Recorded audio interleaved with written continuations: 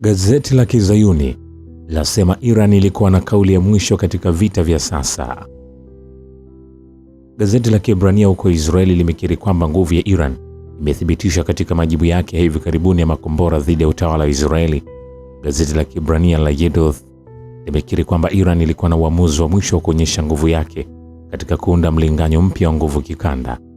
Gazeti hilo linaashiria majibu ya makombora ya Iran kwa ukiukwaji wa usitishaji mapigano uliofanywa na utawala wa Israeli na uchokozi wake dhidi ya vitongoji vya kusini mwa Beirut huko Lebanon.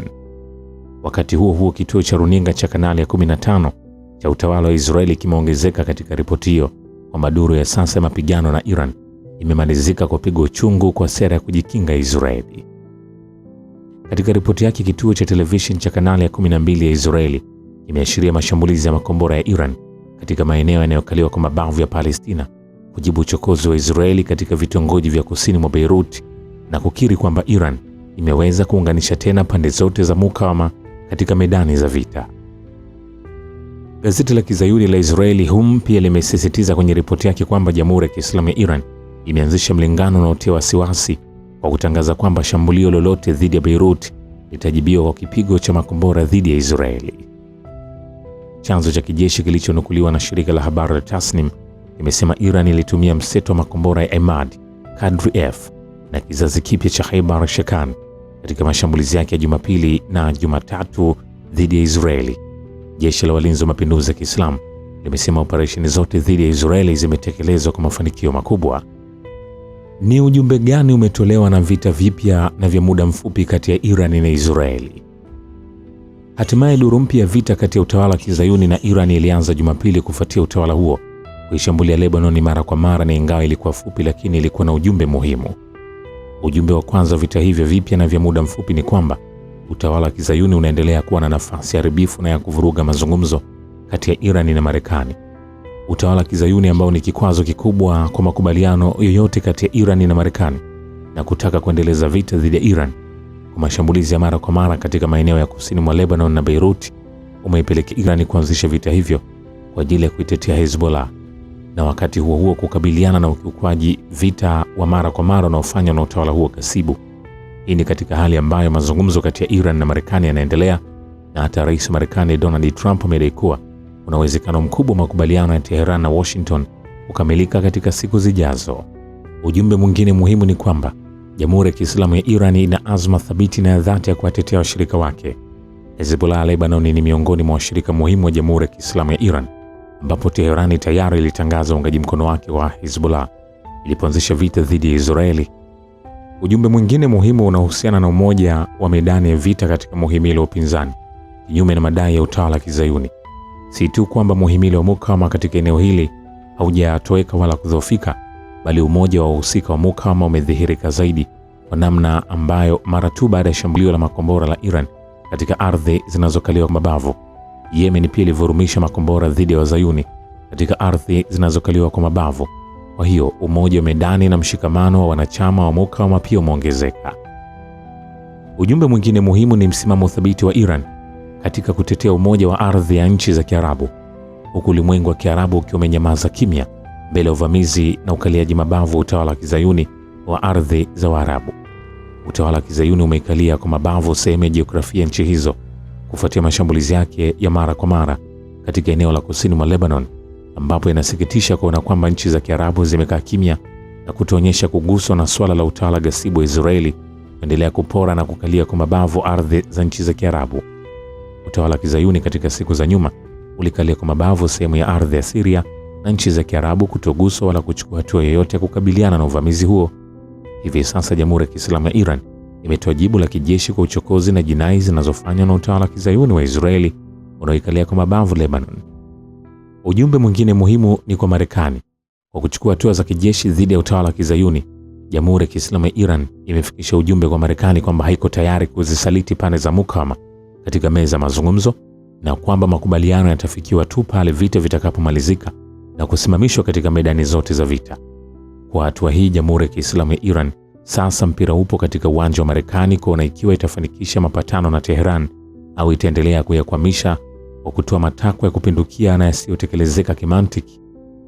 Nukta mwisho ni kwamba Vita kati ya utawala wa Kizayuni na Jamhuri ya Kiislamu ya Iran, ijapokuwa vimekuwa vya muda mfupi na kumalizika katika muda wa chini ya saa 24, lakini vimeonyesha kuwa Jamhuri ya Kiislamu ya Iran haitauruhusu utawala wa Kizayuni kuendelea kuvuruga mlingano wa nguvu katika eneo la Asia Magharibi kupitia vitendo vya uharibifu vya kichokozi na haramu vinavyotekelezwa kwa uungaji mkono kamili wa Marekani. Vilevile, Spika Kalibaf anasema Iran itatumia vita na diplomasia kutetea haki za watu wake. Spika wa bunge la Iran Mohammad Bagher Kalibaf anasema mkakati wa nchi kukomesha uchokozi wa Marekani na Israeli ni kutumia vita na diplomasia kwa wakati mmoja ili kutetea haki za taifa la Iran. Katika ujumbe wa sauti uliotolewa kwa taifa la Iran Jumatatu, Kalibaf alisema kwamba Iran iko tayari kuanza tena shughuli zake za kijeshi mara moja ili kujibu ukiukwaji wa Marekani na Israeli wa usitishaji mapigano uliotangazwa mapema Aprili. Matamshi yake yamekuja baada ya Iran kufanya mashambulizi ya makombora dhidi ya utawala wa Kizayuni wa Israeli kujibu ukiukwaji wake wa masharti ya kusitisha mapigano, ambayo pia inajumuisha kusitishwa uhasama nchini Lebanon. Operesheni hiyo imefanyika licha ya juhudi zinazoendelea za kufikiwa makubaliano kati ya Iran na Marekani ambayo yanaweza kukomesha kabisa uchokozi wa Marekani na Israeli dhidi ya Iran ulioanza mwishoni mwa Februari mwaka huu. Kalibaf, ambaye ameongoza mazungumzo yasiyo moja kwa moja baina ya Iran na Marekani, amesema Tehran imekuwa makini katika harakati zake za kidiplomasia ili kukomesha uchokozi huo. Hata hivyo, amesisitiza kwamba majibu ya kijeshi ya Iran kwa ukiukwaji wa Marekani wa makubaliano ya kusitisha mapigano katika Ghuba ya Uajemi na dhidi ya mashambulizi ya Israeli nchini Lebanon pia ni sehemu thabiti ya mkakati wa Iran wa kufikia malengo yake katika mapambano ya sasa. Kalibaf anasema, kama tutaitazama diplomasia kama mazungumzo ya faragha na tabasamu za kidiplomasia, tutashindwa tangu mwanzo, na ukitegemea tu shughuli za kijeshi na vita, hatuwezi kutetea haki zetu kikamilifu. Ameongeza kuwa kuongezeka mapigano hivi karibuni dhidi ya Marekani na utawala wa Israeli ulitokana na kuendelea vikwazo vya Marekani dhidi ya biashara ya baharini ya Iran na mashambulizi ya Israeli dhidi ya Lebanon. Vilevile, rais wa taifa la Iran anasema Iran haitalegeza kamba, itasimama kidete kulinda taifa dhidi ya vitisho. Rais Masoud Pezeshkian ametilia mkazo msimamo thabiti wa Iran dhidi ya tishio lolote, akisema Jamhuri ya Kiislamu haitarudi nyuma wala kusita kulinda usalama na amani ya taifa lake. Katika ujumbe uliotumwa kwenye akaunti yake rasmi ya X siku ya Jumatatu, Pezeshkian amesema kipaumbele kikuu cha Iran bado ni kulinda usalama wa taifa na kuhakikisha utulivu wa taifa la Iran. Anasema, tutatetea haki za taifa kwa nguvu zote na hatutarudi nyuma kutokana na tishio lolote. Amesema diplomasia na ulinzi vinaunda vipengele viwili muhimu vya nguvu ya taifa, akieleza kuwa Iran haijaacha uwanja wa vita wala meza mazungumzo. Rais Pezeshkian ameeleza imani yake kwamba kupitia umoja wa kitaifa na busara, Iran itafanikiwa kuondoka katika changamoto zilizopo sasa. Ujumbe wa Rais Pezeshkian unafuatia mfululizo wa mashambulizi ya makombora yaliyofanywa na jeshi la walinzi wa mapinduzi ya Kiislamu siku ya Jumapili, yakilenga maeneo yanayokaliwa kwa mabavu kwa kaskazini mwa Israeli. IRGC imesema operesheni hiyo ni jibu kwa uhalifu mkubwa wa Israeli kusini mwa Lebanon, ikiwa ni pamoja na mauaji ya kuwalazimisha raia kuhama makazi yao, na kwamba kambi ya jeshi la anga la Israeli ilizopigwa na jeshi la walinzi wa mapinduzi ya Kiislamu ilikuwa ikitumiwa kwa ajili ya uchokozi dhidi ya Lebanon. Jumatatu pia IRGC ilishambulia kambi za kimkakati za Israeli za Nevatim na Tel Nof katika maeneo yanayokaliwa kwa mabavu ya Palestina baada ya mashambulizi ya Israeli dhidi ya miji kadhaa ya Iran. Maafisa wa Iran wamesisitiza mara kwa mara kwamba usitishaji mapigano kati ya Iran na Marekani ulioanza kutekelezwa Aprili 8 ulikuwa na masharti ya makubaliano ya kusitisha mapigano katika pande zote ikiwemo Lebanon. Waendesha mashtaka wa Italia wameanzisha uchunguzi dhidi ya waziri wa usalama wa Israeli mwenye msimamo mkali wa mrengo wa kulia Itamar Ben-Gvir kuhusu mateso, unyanyasaji na utekaji nyara wa wanaharakati walioshiriki katika msafara Global Samad Flotilla wa kupeleka misaada ya kibinadamu kwa watu wa Gaza.